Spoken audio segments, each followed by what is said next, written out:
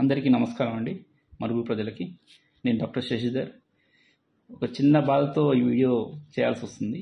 గత 3-4 నెలలుగా నన్ను కొన్ని శక్తులు, అంటే కొంత మనుషులు వాళ్ళ టార్గెట్స్ కోసం డబ్బులు ఇవ్వకపోతే ఈ ప్రాక్టీస్ ఎలా చేస్తాం, ఎలా ఇక్కడ ఉండగలుగుతారు, మీరు కాకపోతే ఇంకోరు వస్తారు అనే విధంగా కొన్ని బెదిరింపులు వస్తున్నాయి. అది కొంచెం బాధగా ఉంది యాక్చువల్గా. ఎందుకంటే ఒక చిన్న విషయం చెప్పాలి మీకు. 2008-9 ఆ టైంలో నేను మనుగురు వద్దాం అనుకున్న టైంలో అప్పుడు భయం వేసింది. మనుగురు అంటే పుట్టి పెరిగినా కానీ అమ్మో ఏంటో మనుగురు అంటే ఒక భయం అనేది ఉంది ఎప్పటి నుంచో. అది కొంతమంది బెదిరింపు, డబ్బులు తీసుకుంటుంది, చిన్న భయంతో నేను రాలేకపోయాను అప్పట్లో. కానీ 2011 ఆ టైంలో నా క్లాస్మేట్ గోపాలు రాత్రి 9:30కి చాలా బాధపడుతూ ఫోన్ చేశాడు.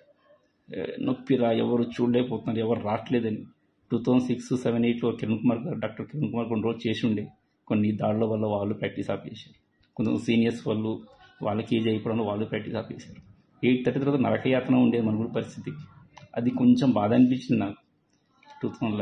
2012లో నేను ఆల్రెడీ మెడిసిన్ అయిపోయింది, కార్డియాలజీ అయిపోయింది, సరిగ్గా ఫారెన్కి వెళ్ళిపోదాం అన్న టైంలో మా medical shop Seenu lab review వచ్చేసి, సార్ ఒక 15 రోజులు చూడండి సార్, మన ఊరికి వచ్చేసి కొంచెం ఎవరు చూసేవాళ్ళు కరెక్ట్ లేరు, రండి సార్, ఒక 15 రోజులు మీరు నచ్చితే ఉండండి, లేకపోతే మీ ఇష్టం వెళ్ళిపోదు సార్ అన్నారు.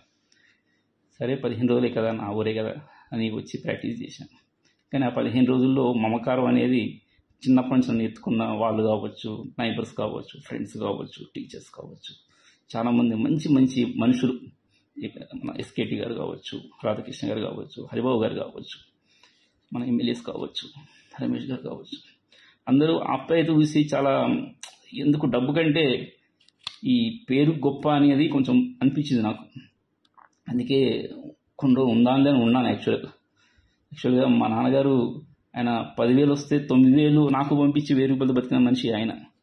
నేను పొద్దున 5 గంటలు లేసి పరోటాలు అమ్మేసి వచ్చిన దాంతో కొంచెం చిన్న ఇంకో పరోటా తినేసి మళ్ళీ సాయంత్రం కాలేజ్ అయిపోయిన సాయంత్రం వచ్చేసి 50-100 చపాతీలు చేసి, చపాతీలు చేస్తూ కూడా ట్యూషన్ చెప్పేవాడిని జూనియర్స్కి. రాత్రి 12 గంటలు పడుకొని 5 గంటల నిద్ర మాత్రం పడుకున్నాను. అలా 9 సంవత్సరాలు గడిపాను ఫారంలో. అంత నాకు ఆ డబ్బు వెళ్ళి తెలుసు. పైసా పైసా పైసా పైసా కూడబెట్టుకొని ఎలా బతకాలో నాకు తెలుసు. కానీ ఇక్కడ కొన్ని శక్తులు డబ్బు డబ్బు డబ్బు ఓన్లీ 1, 2, 3 అట్లా కూడా. కానీ రోజుకి ఈరోజు అది 7 సంఖ్య వెళ్ళిపోయింది. అది శక్తి, డబ్బులు ఎందుకు ఇవ్వాలి?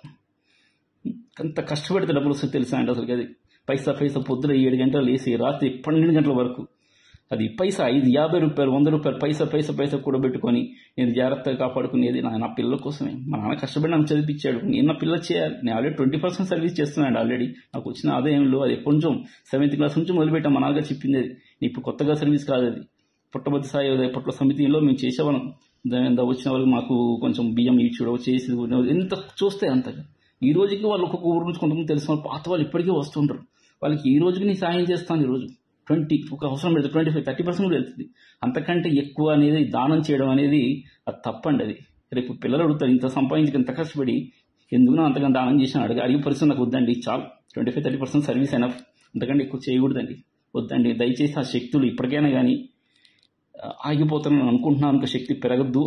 అది ఎవరైనా కావచ్చు. అది ఈ వీడియో చూస్తే సగం వాళ్ళకి అర్థమైపోతుంది. అది రేపు నాకు కానీ నా ఫ్యామిలీకి కానీ ఏమైనా అయితే వాళ్ళ పేర్లు కూడా, నెంబర్లు కూడా రాసి లాకర్లో పెట్టాను. ఈ ఊరు పెద్ద మనుషులు కొంచెం ఆ చీడపురుగులు మాత్రం దయచేసి వెళ్ళింది కొట్టండి అంతే.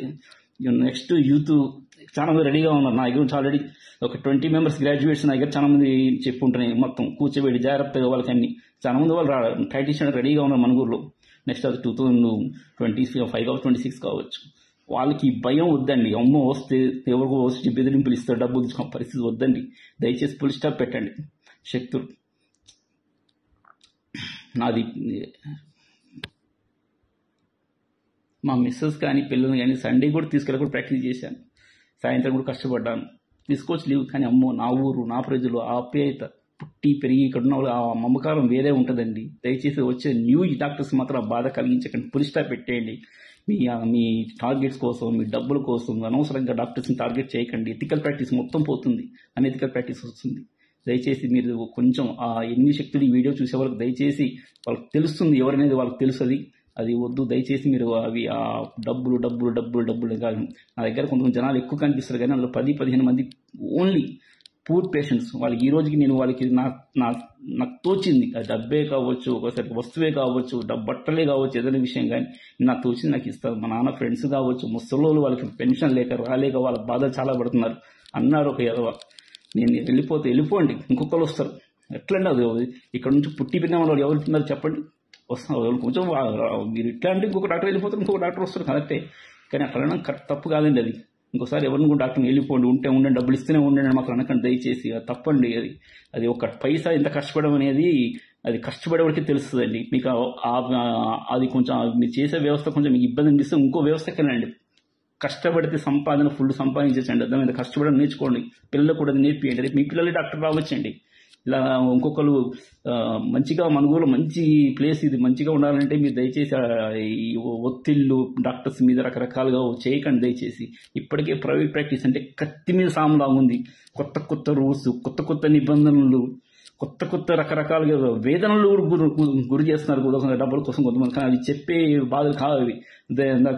ఒక ప్రైవేట్ ప్రాక్టీస్ అడిగి చూడండి, ఆ బాధ ఎలా ఉండదో వాళ్ళు చెప్తారు. సరే ఇప్పుడు ఎట్లా ఒక హాస్పిటల్ నడపాలంటే ఎంత కష్టం, అయినా కానీ కష్టపడుతూ నువ్వు లాగిస్తున్నావు.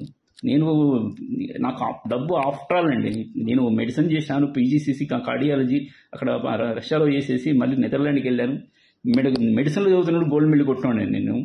మళ్ళీ ఎలక్ట్రీషియన్కి టాప్ మోస్ట్ వరల్డ్లోనే ఎడిన్బర్గ్లో నేను ఎలక్ట్రీస్ చేశాను కార్డియాలజీ నేను. దెన్ ఇంకా పీజీ కూడా గెంట్ హాస్పిటల్ కూడా తీసేసి ఇచ్చాను, పీజీ కార్డియాలజీ చేసుకుంటూ. ఈ రోజు కావాలంటే 4-5 లక్షలు నెలకి సంపాదించగలను. Only Monday to Saturday correct రోజు 5-7 అవర్స్ అండి. అక్కడ అర్ధరాత్రి ఒక్కొక్కరు ఫోన్ చేసి ఎందుకు లేవు తప్పండి, అది హ్యూమన్ రైట్. రాత్రి పడుకోవాలి, ఎవరో ఒక మనిషి పడుకోవాలి.